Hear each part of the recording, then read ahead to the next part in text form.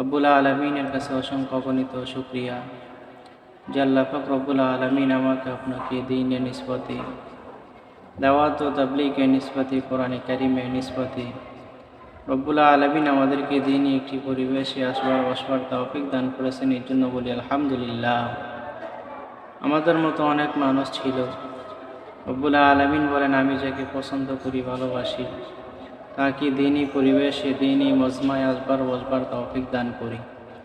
এজন্য বুঝতে হবে রব্বুল আলমিন আমাকে আপনাকে পছন্দ করে বিদায়ী রব্বুল আলমিন আমাদেরকে একটি দ্বীনি পরিবেশে আসবার বসবার তৌফিক দান করলেন। এর জন্য বলি আলহামদুলিল্লাহ। তো আমাদের সামনে যেহেতু কোরবানি রব্বুল আলমিনের কাছে অনেক বড় একটা দাম, অনেক বড় একটা ইবাদত বন্দিগি। তো যখন কোরবানির সময় আসতো, রাসূল আকরাম সাল্লাল্লাহু আলাইহি ওয়াসাল্লাম সাহাবায়ে কেরামদেরকে তালকিন করতেন, হে আমার সাহাবায়ে কেরাম, কোরবানির সময় এসে গিয়েছে, তোমরা রব্বুল আলমিনকে রাজি খুশি করার জন্য কোরবানি করো, রব্বুল আলমিনের সন্তুষ্টি অর্জনের জন্য কোরবানি করো। কোরবানি কি? কোরবানি হলো আমাদের আদি পিতা হযরত ইব্রাহিম আলাইহিস সালাতু সালামের সুন্নাহ। কোরবানি কোথায় থেকে শুরু হয়েছে তা নিয়ে আলোচনা করা হয়েছে। তো আজকে আলোচনা করব আমরা যে কোরবানি করি, কোরবানির বিভিন্ন মাসাইল সম্পর্কে আমরা আজকে আলোচনা করব। আমরা যখন কোরবানি করি, কোরবানির সঠিক মাসালাগুলা, কোন পানি আমরা কোরবানি করব, কয় বছর পানির বয়স, কয় বছর হইতে হবে, এরকম গোস্ত কয় ভাগ করব, বা কাদেরকে বন্টন করে দিব, কিভাবে বন্টন করব, আমরা আজকে ওই বিষয় নিয়ে আলোচনা করব ইনশাআল্লাহ। রাসূল আকরাম সাল্লাল্লাহু আলাইহি ওয়াসাল্লাম বলেন যে তোমরা যখন কোরবানি করো, কোরবানিটা যেন রব্বুল আলমিনকে রাজি খুশি করার জন্যই হয়। তা আমি আর আপনি যখন কোরবানি করব, খেয়াল রাখতে হবে যে কোরবানি কি রব্বুল আলমিনকে রাজি খুশি করার জন্য হইতেছে কিনা। আমি আপনি যে কোরবানি করব, আমার প্রত্যেকটা কোরবানির বস্তু, প্রত্যেকটা কোরবানি যেন রব্বুল আলমিনকে রাজি খুশি করার জন্যই হয়। তো আজকে আমরা আলোচনা করব কোরবানি সম্পর্কে কিছু মাসালা সম্পর্কে। কোরবানি সম্পর্কে কয়েকটা মাসালা। প্রশ্ন, কার উপর কোরবানি ওয়াজিব? কোরবানি সবার উপর ওয়াজিব নয়। কার উপর কোরবানি ওয়াজিব? উত্তর, সুস্থ মস্তিষ্ক বালেগ ব্যক্তির উপর কোরবানি ওয়াজিব। যদি জিলহজের 10, 11, 12 তারিখ সুবহে সাদিক থেকে নিয়ে 12 তারিখ সূর্য ডোবা পর্যন্ত যার কাছে নেশাব পরিমাণ মাল থাকবে, সম্পদ থাকবে, টাকা থাকবে, তার উপর কোরবানি ওয়াজিব। নেশাব পরিমাণ মাল কতটুকু? নেশাব পরিমাণ মাল হলো 7.5 ভরি স্বর্ণ, অথবা এই পরিমাণ টাকা, অথবা 52.5 রুপি, 52.5 রুপি, অথবা এই পরিমাণ টাকা যার মধ্যে থাকবে, যার কাছে থাকবে, তার উপর কোরবানি ওয়াজিব। ওই ব্যক্তি কোরবানি দিতে হবে। প্রশ্ন, নেশাবের মেয়াদ কতদিন? উত্তর, 3 দিন, 10, 11, 12 জিলহজ। প্রশ্ন, 10, 11, 12 কোন দিন কোরবানি দেওয়া উত্তম? উত্তর, 10 জিলহজ কোরবানি দেওয়া উত্তম। অর্থাৎ আমরা যেই দিন কোরবানি করি, এই দিনটার মধ্যে রব্বুল আলমিন বলেছেন যে 10 জিলহজ আমার কাছে কোরবানি দেওয়া উত্তম। প্রশ্ন, নাবালেগ ব্যক্তির উপর নেশাব পরিমাণ মাল আছে, তার উপর কি কোরবানি ওয়াজিব? উত্তর, না, নাবালেগ ব্যক্তির উপর কোরবানি ওয়াজিব নয়। বালেগ, তার কাছে নেশাব পরিমাণ মাল আছে কিন্তু সে সুস্থ মস্তিষ্কই নয়, তার উপর কি কোরবানি ওয়াজিব? না, তার উপর কোরবানি ওয়াজিব নয়। প্রশ্ন, মুসাফির যদি 10, 11, 12 এই 3 দিন সফরে থাকে, তার উপর কি কোরবানি ওয়াজিব? উত্তর, না, তার উপর কোরবানি ওয়াজিব নয়। প্রশ্ন, নাবালেগের পক্ষ থেকে অভিভাবক কি কোরবানি করতে পারবে? উত্তর, এটা মুস্তাহাব, এটা ওয়াজিব নয়। নাবালেগ ব্যক্তির উপর কোরবানি ওয়াজিব নয়। প্রশ্ন, দরিদ্র ব্যক্তির উপর কি কোরবানি ওয়াজিব? উত্তর, সে যদি কোরবানির নিয়তে পশু ক্রয় করে, তাহলে সেই পশু কোরবানি দেওয়া ওয়াজিব। প্রশ্ন, কেহ যদি কোরবানির দিনগুলোতে কোরবানি না দিতে পারে, সে কি করবে? উত্তর, পশু যদি কিনে থাকে জীবিত অবস্থায় সৎকা করে দিবে, আর যদি না কিনে থাকে তাহলে একটা ছাগল কিনে সৎকা করে দিবে। অর্থাৎ কোরবানির 3 দিন কোরবানি দেওয়া উত্তম সময় থাকে। 1 নম্বর হলো 10 জিলহজ, 2 নম্বর 11 জিলহজ, 3 নম্বর 12 জিলহজ। কারো যদি সম্ভব না হয় যে এই 3 দিন কোরবানি করা, তাহলে পরে একটা গরু কিনে অথবা একটা ছাগল কিনে এটা আল্লাহর রাস্তায় সৎকা করে দিতে হবে। প্রশ্ন, প্রথম দিন কখন থেকে কোরবানি করবে? উত্তর, যে এলাকায় জুমা ও ঈদের নামাজ হয় ওই এলাকার নামাজের পরেই কোরবানি করবে, নামাজের আগে কোরবানি করা জায়েজ নেই। প্রশ্ন, রাতে কোরবানি করলে কি কোরবানি হবে? উত্তর, 10-11 জিলহজের রাতে কোরবানি করলে কোরবানি হবে, 12 জিলহজ রাতে কোরবানি করলে কোরবানি হবে না।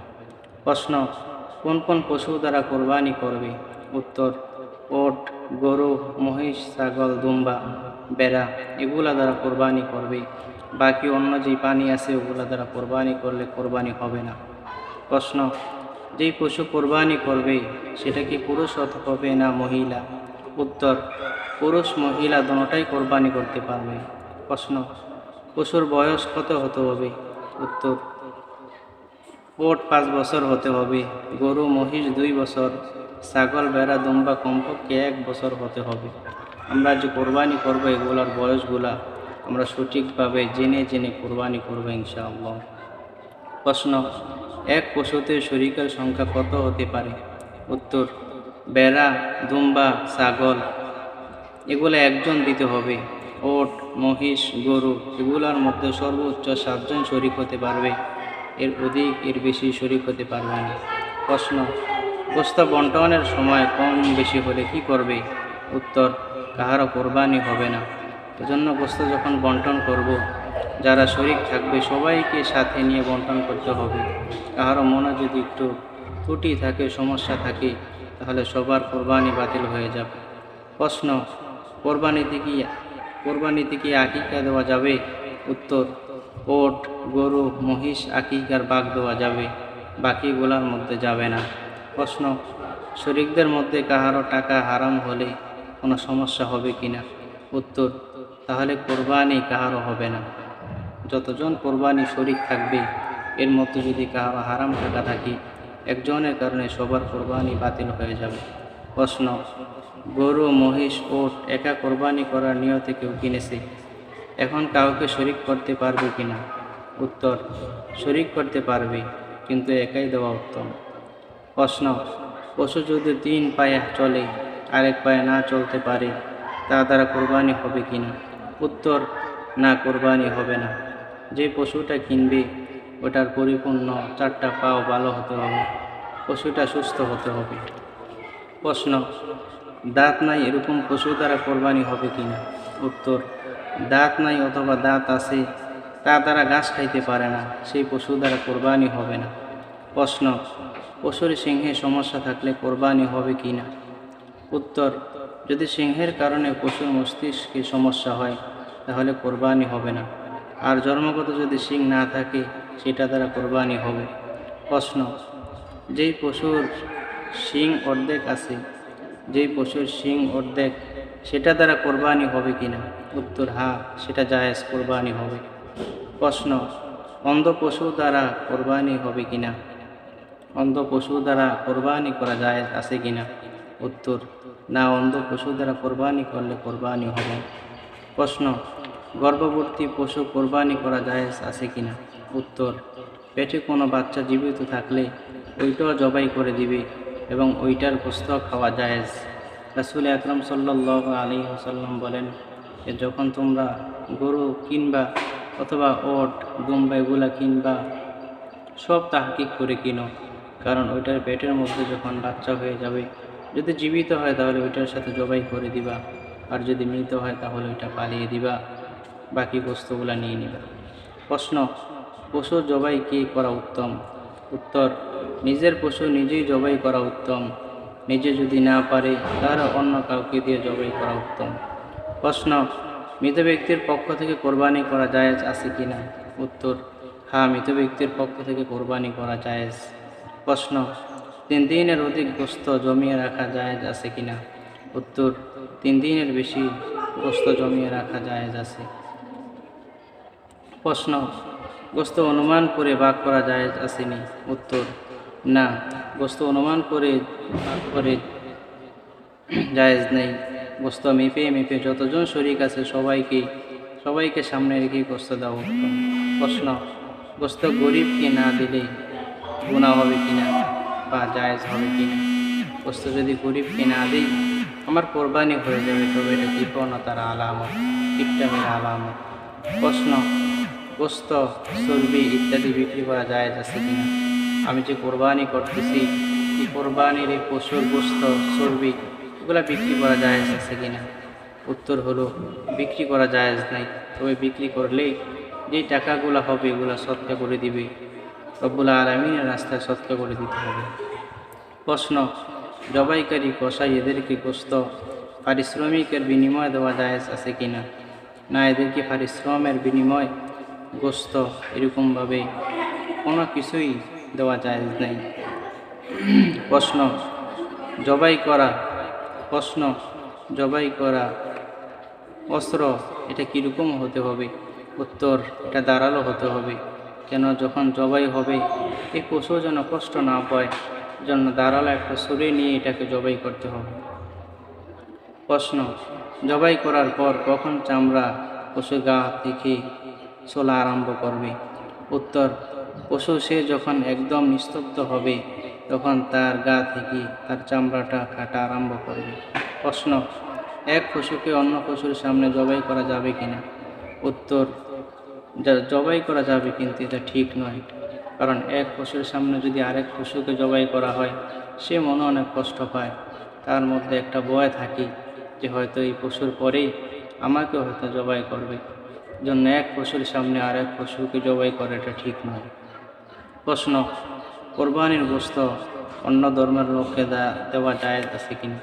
অর্থাৎ আমরা হলো মুসলমান, আমাদের কোরবানির গোস্ত কি হিন্দুকে দিতে পারবো, বৌদ্ধকে দিতে পারবো, খ্রিস্টানকে দিতে পারবো, অর্থাৎ অন্য ধর্মের লোকদেরকে দিতে পারবো? হ্যাঁ, এটা জায়েজ আছে, অন্য লোকদেরকে দিতে পারবো, কোনো সমস্যা নেই।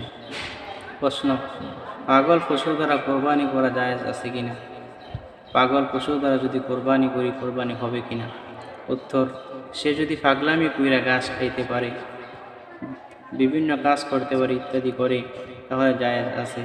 আর যদি পাগলামি করে ঘাস না খায় তার দ্বারা কোরবানি হবে না। অর্থাৎ পাগলা পশু যদি ঘাস খায় ওই পশু দ্বারা কোরবানি হবে, আর যদি পাগলামি করে কিন্তু ঘাস খায় না তাহলে এই পশু দ্বারা কোরবানি হবে না। প্রশ্ন, কোরবানি দাতার উপর গোস্ত খাওয়াটা কি? উত্তর, মুস্তাহাব, না খেলে সমস্যা নেই। যিনি কোরবানি দিবে উনি যদি ওনার কোরবানির গোস্ত থেকে গোস্ত যদি উনি না খায় কোনো সমস্যা নেই, এটা মুস্তাহাব।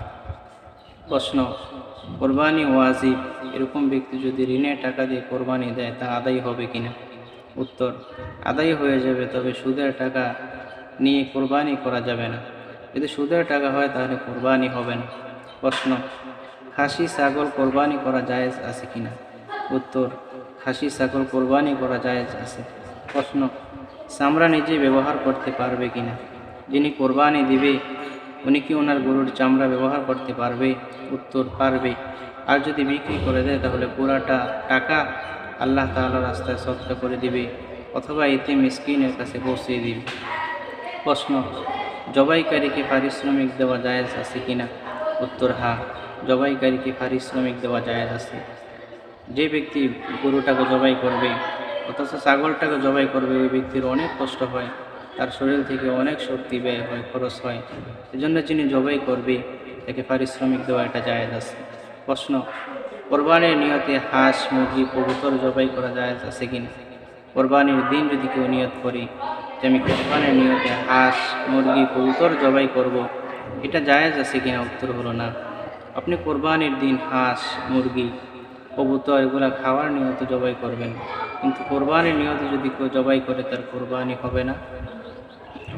প্রশ্ন, 7 জন লোক কোরবানি করার নিয়তে গরু কিনল, এর মধ্যে যদি কোনো একজন মারা যায় তার হুকুম কি? উত্তর, যিনি মারা যাবে তার ওয়ারিসগণের অনুমতি নিয়ে বাকি শরিকরা কোরবানি করবে। আর যদি অনুমতি না নেয় তাহলে ওনাদের কাহারও কোরবানি কবুল হবে না। প্রশ্ন, বেনামাজের সাথে কোরবানি করলে কোরবানি হবে না? উত্তর, চেষ্টা করতে হবে একা কোরবানি দেওয়ার। বেনামাজের সাথে কোরবানি করলেই নামাজি ব্যক্তির কোরবানি হয়ে যাবে, কিন্তু বেনামাজের ব্যক্তির কোরবানি হবে না। কারণ কোরবানি হলো একটা ইবাদত, নামাজও একটা ইবাদত। বরং কোরবানি থেকে নামাজ এটা অনেক বড় ইবাদত।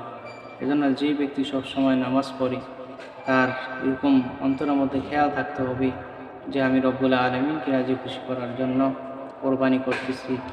এবং ওই ব্যক্তি সচেতন থাকতে হবে, ওই ব্যক্তির এরকমভাবে কান চোখ খেয়াল রাখতে হবে যে আমি তো নামাজ পড়ি, অন্য মানুষ তো নামাজ পড়ে না, সুতরাং আমার কোরবানি দিতে হবে নামাজি ব্যক্তির সাথে।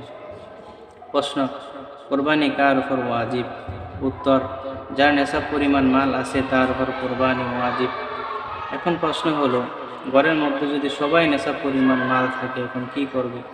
ঘরের মধ্যে যদি আমার আপনার মার আপনার বাবার সবাই যদি নেশাব পরিমাণ মালের মালিক হয় তাহলে সবার উপর কোরবানি ওয়াজিব।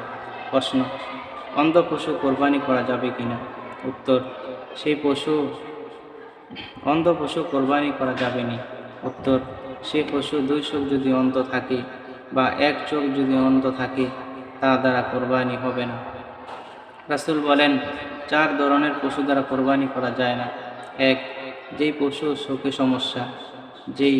চোখে সমস্যা তা দ্বারা কোরবানি করা যায় না। 2, যেই পশু বেশি অসুস্থ তা দ্বারা কোরবানি করা যায় না। 3, যেই পশু সম্পূর্ণ খোরা, অর্থাৎ ওই গরুটা ওই বস্তুটা খোরা, হাঁটতে পারে না, চলতে পারে না, ওই পশু দ্বারা কোরবানি হবে না। যেই পশুর হাড়ে মগজ নেই ওই পশু দ্বারা কোরবানি হবে না। এজন্য যখন আমরা কোরবানির বস্তু কিনব খুব দেখে শুনে কিনা চাই। প্রশ্ন, কোরবানি করা পশুর দুধ পান করা যাবে কিনা? উত্তর, কোরবানির করা পশুর দুধ পান করা যাবে না। কেউ যদি পান করে ওই পরিমাণ টাকা সদকা করে দিতে হবে। প্রশ্ন, যে সমস্ত হাজী সাহেব কোরবানির দিন মুসাফির থাকবে তাদের উপর কি কোরবানি ওয়াজিব? উত্তর, না, তাদের উপর কোরবানি ওয়াজিব নয়। প্রশ্ন, সামর্থ্যবান ব্যক্তি যদি নবী করিম সাল্লাল্লাহু আলাইহি ওয়াসাল্লামের উপর কোরবানি করে তা হবে কিনা? উত্তর, ওই কোরবানি হবে। কারণ নবী সাল্লাল্লাহু আলাইহি ওয়াসাল্লাম হযরত আলী রাদিয়াল্লাহু তাআলা আনহুকে বলেছেন, আমার পক্ষ থেকে কোরবানি দিবা। হযরত আলী রাদিয়াল্লাহু তাআলা আনহু মৃত্যু পর্যন্ত আমলটা করেছেন। এবং হযরত আলী রাদিয়াল্লাহু তাআলা আনহু বলেছেন যে তোমাদের যাদের সামর্থ্য থাকবে, যাদের টাকা পয়সা আল্লাহ তাআলা দিবে, ধন দৌলত দিবে, তোমরা রাসূলের নামেও কোরবানি করবা। এবং আল্লাহ রাসূল সাল্লাল্লাহু আলাইহি ওয়াসাল্লাম বলেছেন যে কোরবানি হলো একটা ইবাদত। কোরবানি হলো রব্বুল আলামিনকে রাজি খুশি করা। কোরবানির মাধ্যমে আল্লাহ পাক রব্বুল আলামিনের তাকওয়া অর্জন করা। এই জন্য আমরা যখন কোরবানি করব আমরা খেয়াল রাখা চাই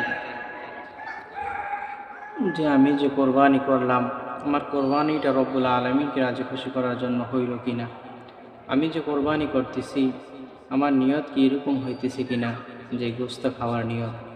এজন্য রাসূল বলেন যে তোমরা যখন কোরবানি করবা, কোরবানি করার সময় তোমাদের নিয়তটা কি পরিপূর্ণ সঠিক করে তোমরা কোরবানি করবা। কারণ আল্লাহ পাক রব্বুল আলামিন কোরবানি দ্বারা তোমাকে পরীক্ষা করবে। আল্লাহ পাক রব্বুল আলামিন তোমাকে কোরবানি এই জন্য দেয় না যে তুমি গোশত খাইবা। যে রব্বুল আলামিন বলেন যে আমি রব্বুল আলামিনের কাছে যখন তোমরা কোরবানি করো আমার কাছে গোশত আসে না, রক্ত আসে না, আমার কাছে আসে শুধু তাকওয়া। তোমাদের দিলের মধ্যে কি থাকে এটা শুধু আমার কাছে আসে।